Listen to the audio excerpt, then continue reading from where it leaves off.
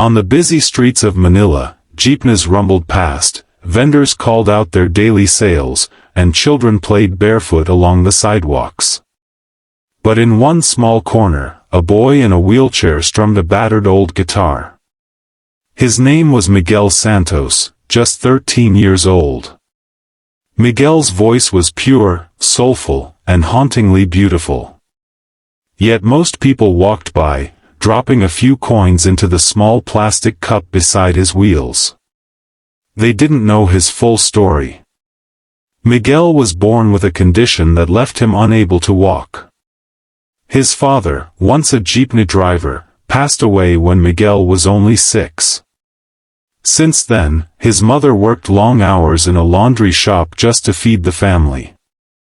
But Miguel had something that could never be taken away: his music. Every note he sang carried not just pain, but hope. Locals would whisper, "That boy sings like he's telling a story from heaven." Even in hardship, Miguel never gave up. While others saw a wheelchair, Miguel saw a stage. He dreamed of singing not just for coins, but for the world. That dream was about to take a turn no one in Manila, or anywhere, could have ever imagined. In their tiny rented home in Quezon City, Miguel's mother gently wheeled him inside after a long day of singing on the streets. Their house was no bigger than a single room, its walls patched with plywood, its roof leaking when the rain poured. Despite the struggles, Miguel's family carried joy in their hearts. His younger sister, Ana, often sat by his side, clapping along to his songs.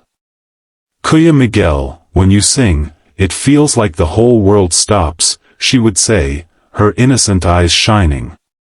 But behind her words, Miguel often wondered, was he enough? Could a boy who couldn't walk ever make a difference? Those doubts lived deep inside him. Every evening, after dinner of rice and dried fish, Miguel's mother would whisper prayers over him. "Lord, if you gave my son this voice, please give him a chance to be heard." One day, a neighbor showed them a video of auditions for America's Got Talent on a small cell phone screen. Miguel's heart pounded. Could he dare to dream this big? His mother hesitated, but Miguel said softly, "Mama, if my voice can reach the world, maybe it can change our life." They scraped together savings for travel, borrowing from friends and relatives. And soon, Miguel's journey would carry him across oceans, from the crowded streets of Manila to the grand stage of the world. Maria spends the night sitting on the couch, her face swollen but her mind sharper than ever. The house feels unbearably heavy with silence. She looks at the family photo on the wall, Carlo as a little boy, smiling in her arms, and wonders where that child went. By sunrise, Maria's heart has spoken louder than her wounds. She cannot stay in a home where love is met with violence. Quietly, she picks up her bag, slips in the house keys, and walks out without saying goodbye. She doesn't pack clothes or valuables. She only takes her dignity, her strength, and her broken heart. At the corner of the street, she boards a jeepney headed for Manila. The noisy horns, the chatter of strangers, and the crowded seats become her first taste of freedom. As the jeepney rattles forward, Maria stares out the window at the busy streets. Vendors shout, children laugh, buses honk, life continues, indifferent to her pain. She feels invisible, yet strangely liberated. For the first time, she's no longer bound by her son's anger. In her silence, Maria makes a vow: she will not go back until Carlo learns the weight of what he's done. That morning, she chooses herself. Maria travels far, eventually reaching Cebu City. She chooses Cebu because it's far enough that Carlo cannot easily find her, but vibrant enough to start anew. With little money, she searches for work and lands a job at a small panaderia. The owner, seeing her sincerity, hires her to help bake pandesal every dawn. Life is hard but peaceful. She wakes before sunrise, kneads dough, and breathes in the comforting smell of fresh bread. Each loaf she pulls from the oven feels like a step toward healing. Customers greet her warmly, unaware of the storm she left behind. Slowly, Maria begins to smile again. She rents a tiny room near the market. At night, she writes in her journal, pouring out her sorrow, but also her hope.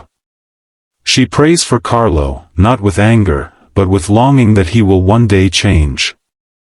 She imagines him walking into the bakery, apologizing, hugging her, saying, "I'm sorry, Mama." But until then, she knows she must remain strong. In Cebu, Maria learns that sometimes peace doesn't come from fixing broken things. It comes from walking away.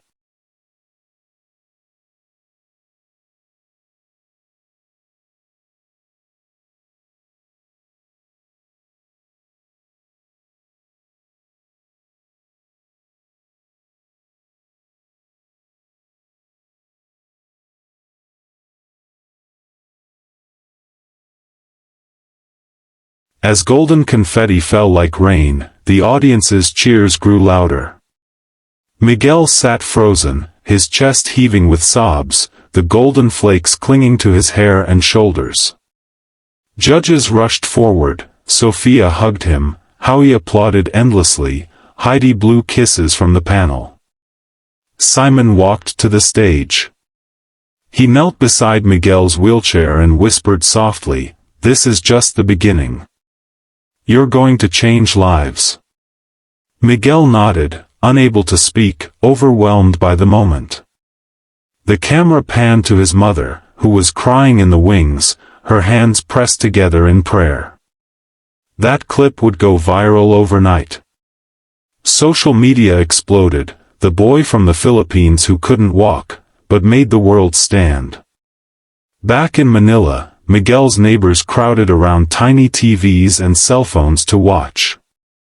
Children clapped, mothers cried, and old men shook their heads in disbelief.